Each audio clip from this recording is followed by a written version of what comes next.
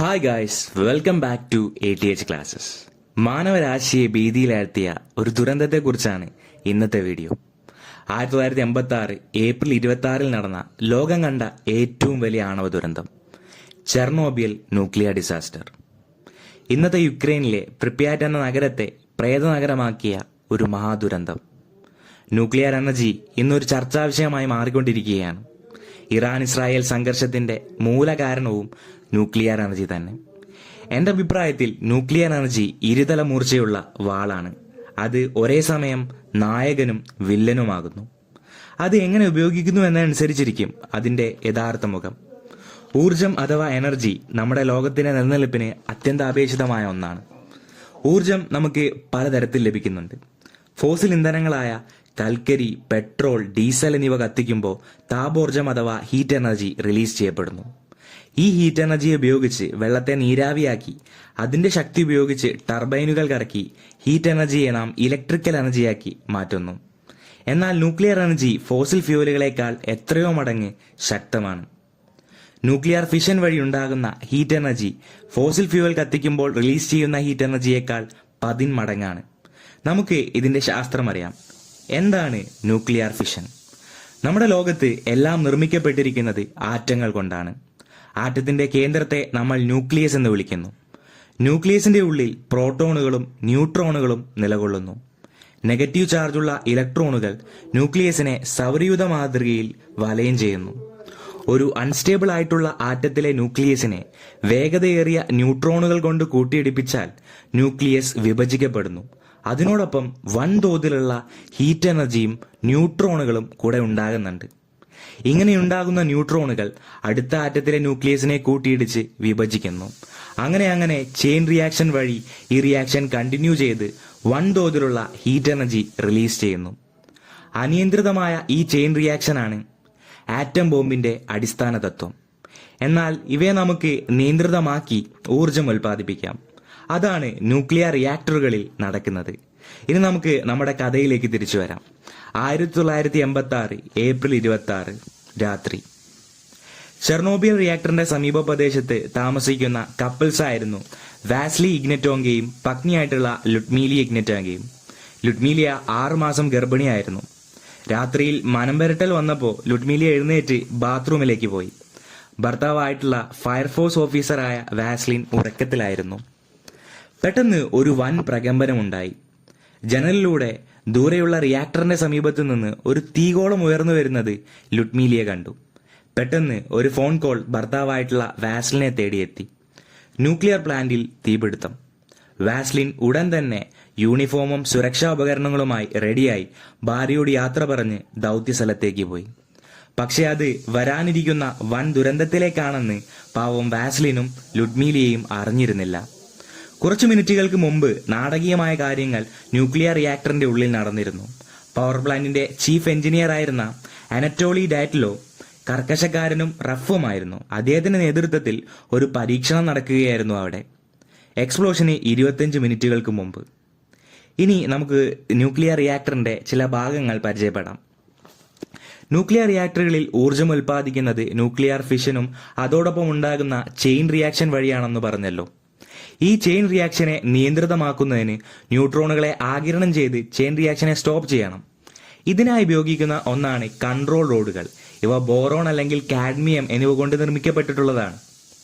Chernobyl reactor ഒരു RBMK 1000 reactor ആയിരുന്നു. ഇടയ്ക്കൊരു ഹീറ്റ് എക്സ്ചേഞ്ചർ ഇല്ലാതെ നേരിട്ട് ടർബൈനുകൾക്ക് സ്റ്റീം കൊടുക്കുന്ന 2 ലൂപ്പ് സിസ്റ്റങ്ങൾ ചേർന്നതായിരുന്നു റിയാക്ടറിന്റെ ഡിസൈൻ എന്ന് പറയുന്നത്. ഫ്യൂവൽ ചേംബറിന്റെ അടിഭാഗത്തുകൂടി വാട്ടർ പാസ് ചെയ്ത് ഉണ്ടാകുന്ന നീരാവി ഉപയോഗിച്ച് 2 ടർബൈനുകൾ ഒരുമിച്ച് കറക്കി ഇലക്ട്രിസിറ്റി ജനറേറ്റ് ചെയ്യുന്നു.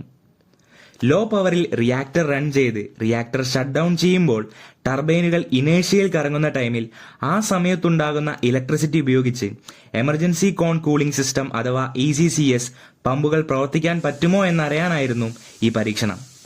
ഈ ജഡത്വം അതായത് ഇനേഴ്ഷ്യ എന്ന് പറയുന്നത് ഒന്നുമില്ല. നമ്മളൊരു ഫാൻ ഓൺ ചെയ്ത് കുറച്ചു നേരം പ്രവർത്തിപ്പിച്ച് ഓഫ് ആക്കുമ്പോൾ ഫാൻ ഒറ്റയടിക്ക് ഓഫ് ആവുന്നില്ല. പതുക്കെയാണ് അത് നിൽക്കുന്നത്. ഇനി നമ്മുടെ പരീക്ഷണത്തിന് വേണ്ടി നമ്മുടെ റിയാക്ടറിന്റെ പവർ കുറയ്ക്കണമായിരുന്നു. അപ്പോൾ ഡയറ്റ്ലോ കീ ജോലിക്കാരോട് ഓർഡർ ഇട്ടു 720 മെഗാവോട്ടിൽ എത്തിക്കണം റിയാക്ടറിന്റെ പവർ, അതുകൊണ്ട് കുറയ്ക്കണം എന്ന് പറഞ്ഞു. മോഡറേറ്റ് റോഡുകൾ റിയാക്ടർ കോറിൽ ഇൻസേർട്ട് ചെയ്ത് റിയാക്ടറിന്റെ പവർ കുറയ്ക്കാൻ തുടങ്ങി. എന്നാൽ അവിടെ കൂടുതലായിട്ട് സിനോൺ 135 രൂപപ്പെട്ടിരുന്നു. ഈ സിനോൺ 135 എന്ന് പറഞ്ഞിട്ടുള്ള എലമെന്റ് നമ്മുടെ യുറേനിയം 235ന്റെ ന്യൂക്ലിയർ ഫിഷനെ മന്ദീഭവിപ്പിക്കുന്ന അല്ലെങ്കിൽ കുറച്ച് കുറയ്ക്കുന്ന ഒരു സാധനമാണ്. ഇതിനെ വിളിക്കുന്ന പേരാണ് സിനോൺ പോയിസണിങ് എന്ന് പറയുന്നത്. ഇതുമൂലം ഉണ്ടാകുന്ന പവർ ലോസിനെ വിളിക്കുന്ന പേരാണ് സിനോൺ പോയിസണിങ് എന്ന് പറയുന്നത്. അപ്പം നമുക്ക് 720 മെഗാവോട്ടിൽ എത്തിക്കണമായിരുന്നു. അപ്പൊ നമ്മളിത് നമ്മുടെ കൺട്രോൾ റോഡുകൾ ഇൻസേർട്ട് ചെയ്തപ്പോൾ നമ്മുടെ പവർ വളരെയധികം കുറഞ്ഞു. 720 മെഗാവോട്ടിൽ നിന്നും താഴെ വന്നു. അങ്ങനെ അവസാനം 30 മെഗാവാട്ടിലെത്തി. ഇത് റിയാക്ടറിന് നല്ലതല്ല. സിനോൺ 135ന്റെ അളവ് കുറയ്ക്കണം.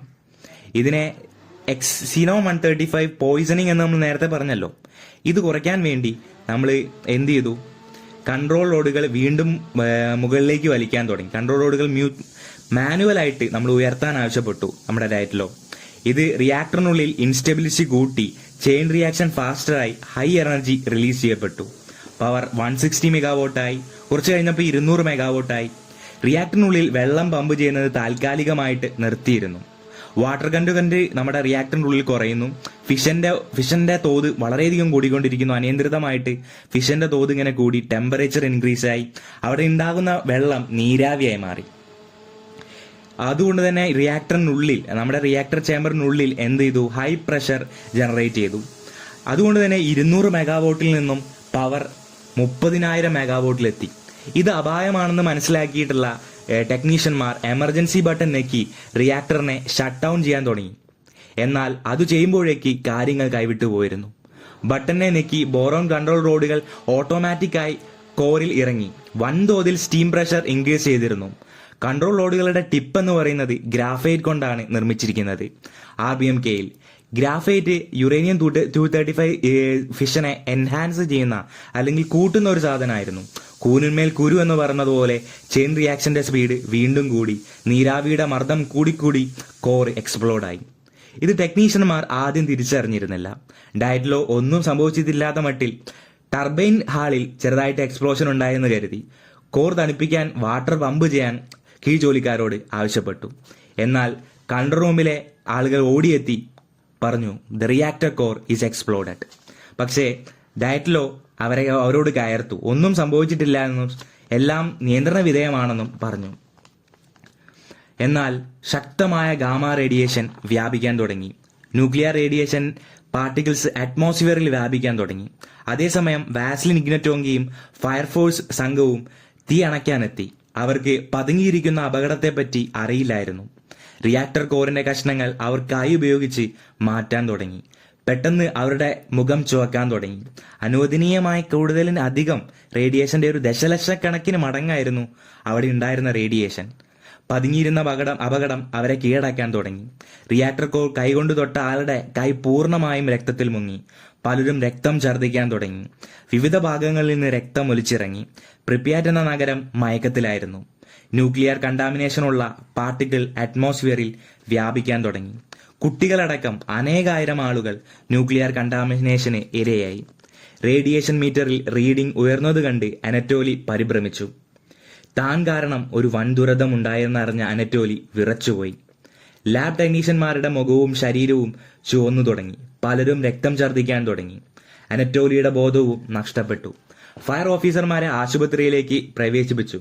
അവർ വൻതോതിൽ റേഡിയേഷൻ എക്സ്പോഷർ ഉണ്ടായിട്ടുണ്ടായിരുന്നു അവരുടെ ശരീരത്തിൽ. അവരുടെ വസ്ത്രവും ശരീരവുമെല്ലാം ന്യൂക്ലിയർ കണ്ടാമിനേഷന് ഇരയായിരുന്നു. നഴ്സുമാർ അവരുമായിട്ടുള്ള സമ്പർക്കത്തിന്റെ ഫലമായിട്ട് അവർക്കും റേഡിയേഷൻ എക്സ്പോഷർ ഉണ്ടാവുകയായിരുന്നു. ഗവൺമെന്റ് ആദ്യം ഇത് മൂടിവെക്കാൻ നോക്കി. USSR തങ്ങളുടെ ഭാഗത്തുണ്ടായ തെറ്റിനെ പരമാവധി മൂടിവെക്കാൻ തീരുമാനിച്ചു. ഇത് പുറം ലോകത്തെത്താൻ കുറച്ചു വൈകിയിരുന്നു. ജനങ്ങളെ ബസ്സുകളിൽ നിന്ന് പ്രിപ്യാറ്റിൽ നിന്ന് ഒഴിപ്പിക്കാൻ തുടങ്ങി.